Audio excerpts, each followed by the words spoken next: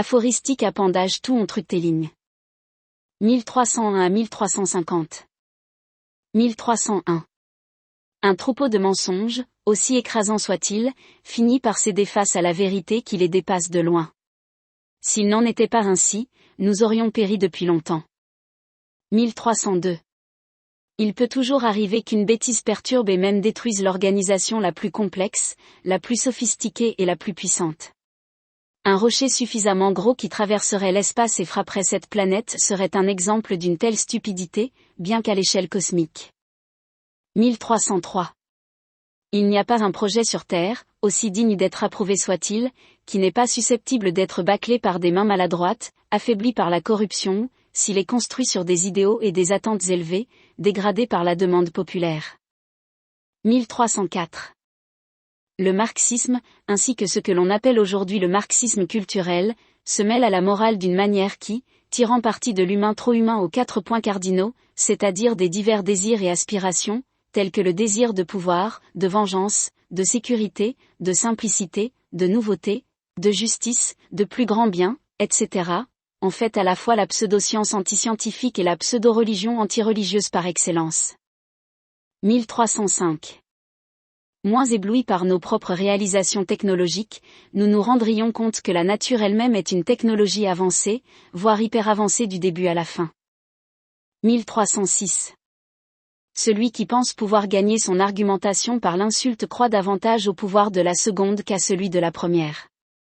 1307. L'opinion publique, si puissante qu'elle influence les hommes politiques et les décideurs, est aussi le rouleau compresseur qui aplatit même l'opinion professionnelle, son soi-disant critique et correcteur. 1308.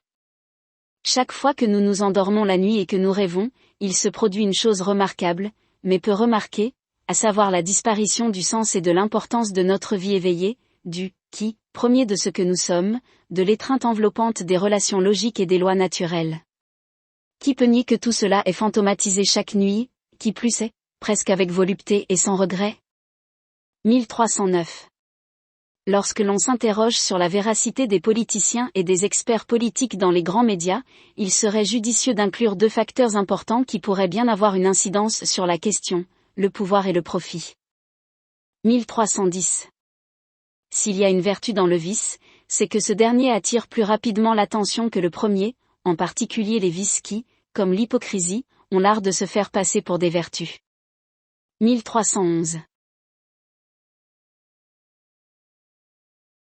Ah, votre méfiance à l'égard de la couverture médiatique de la crise du Covid va trop loin. Il y a des experts qui passent tous les jours à la télévision pour nous dire à quel point c'est grave. B. J'ai moi-même entendu des experts sur YouTube qui nous disent aussi que c'est grave, mais, attention, d'une manière bien différente et pour des raisons bien distinctes. A. YouTube.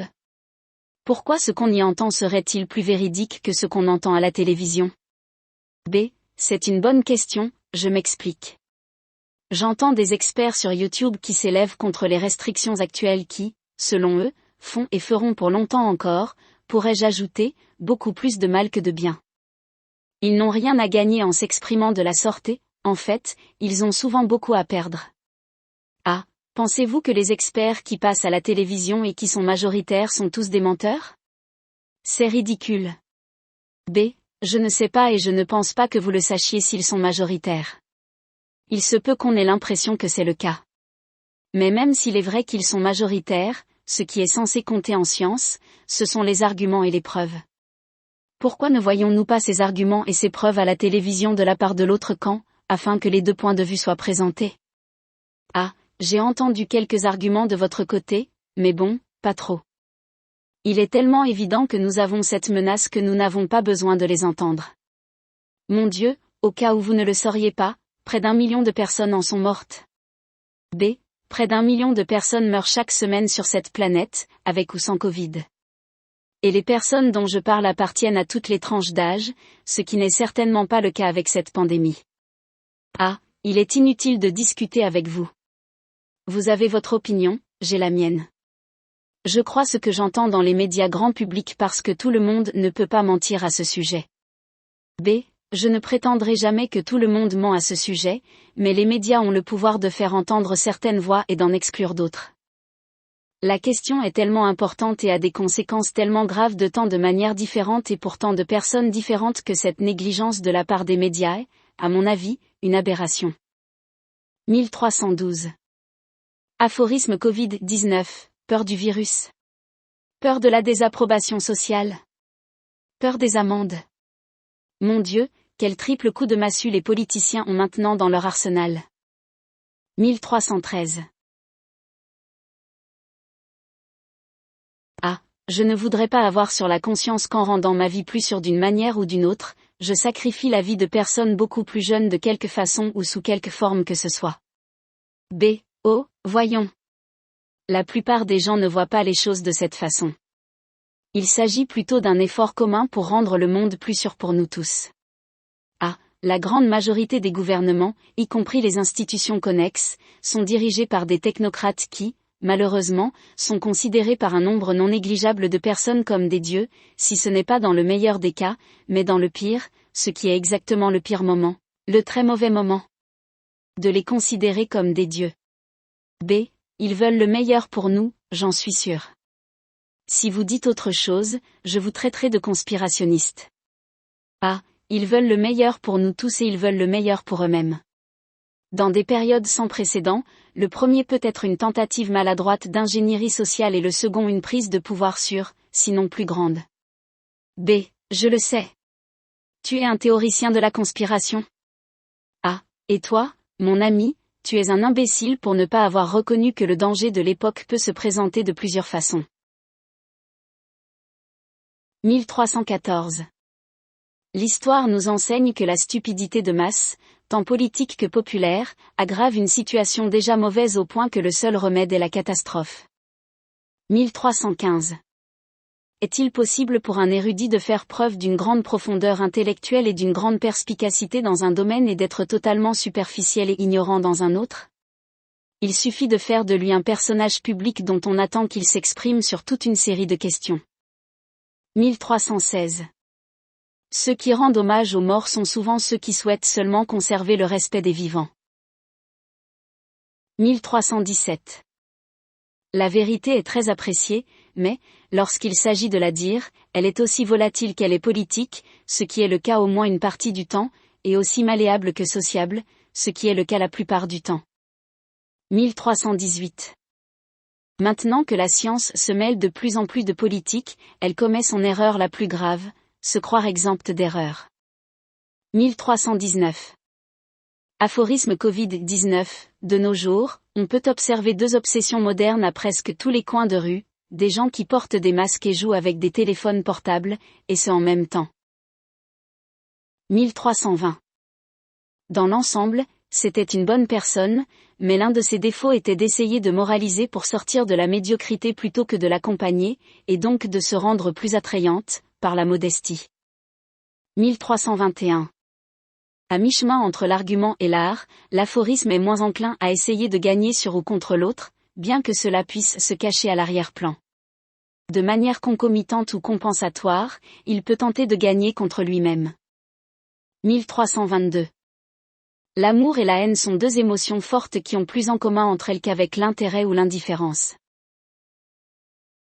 1323. Il y a cette dette énorme qui n'est presque jamais admise ou pensée, à savoir l'identité particulière ou personnelle qui nous a été léguée par tant de personnes vivantes et mortes, grandes et petites. 1324. L'une des astuces des médias est de se nourrir en périphérie des préoccupations de la majorité des gens, en donnant de l'importance à ce qui s'avérera finalement marginal ou transitoire à quelques exceptions près. 1325. À l'exception peut-être des dictateurs les plus impitoyables, le talon d'Achille de pratiquement tous les hommes politiques est l'écart entre ce qu'ils promettent de faire une fois au pouvoir et ce qu'ils finissent par faire ou ne pas faire, une faiblesse que leurs adversaires ne manqueront pas d'exploiter à tout bout de champ. 1326. Rompre avec la routine par le biais des loisirs, de l'amour ou de l'aventure est une grâce pour beaucoup, sinon pour tous, car cela ralentit et fait même disparaître pour un moment la marche impitoyable du temps. 1327. La propagande, sous une forme ou une autre, est peut-être nécessaire dans les affaires humaines, ne serait-ce que parce qu'elle est le moyen le plus efficace à court terme pour contrer ses pires effets. 1328. Dans le présent immédiat, nous avons ce sentiment intense qu'il existe un grand fossé entre la vie réelle et l'imaginaire ou la fiction. Mais attendez quelques années, grâce au travail de la mémoire, cet abîme se refermera, dans certains cas, ne sera plus qu'une ligne mince ou floue. 1329. La vie intellectuelle de la majorité des gens dans le monde moderne ne va pas beaucoup plus loin que le poste de télévision. 1330. La célébrité rend les gens intelligents stupides lorsqu'ils oublient leur ignorance pour faire étalage de leurs connaissances. 1331. De nombreuses questions considérées comme primordiales aujourd'hui disparaîtront demain comme la neige un jour d'été, plus oubliées que résolues. 1332. L'art de la politique consiste à dire la vérité autant qu'il est avantageux de le faire, et, bien sûr, plus on est bon dans ce domaine, plus les récompenses politiques sont importantes, à ne mentir que lorsque le fait de ne pas le faire serait politiquement dommageable, voire désastreux, et, enfin, à manœuvrer entre ces deux extrêmes les nombreuses fois où l'objectif principal est d'éviter un engagement ferme, de conserver un allié ou de tromper un ennemi. 1333.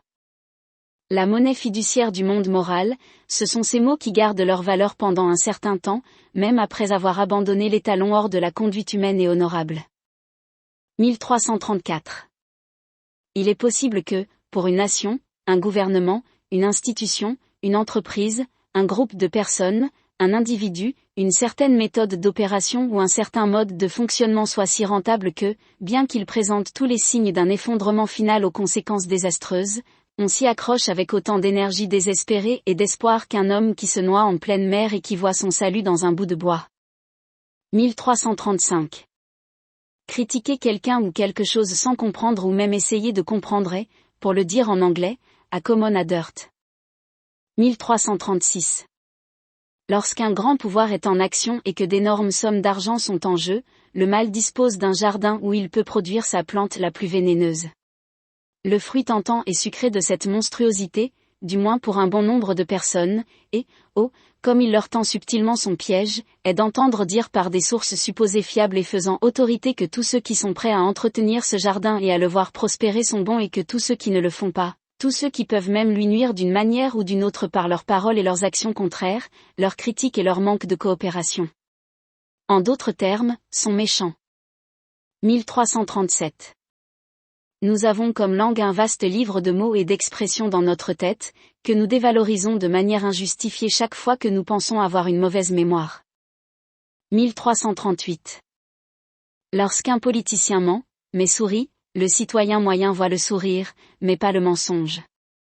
Lorsqu'il ment avec un air sérieux, il ne voit pas un masque qui falsifie les choses, mais un masque si bien ajusté qu'il doit en être le reflet fidèle.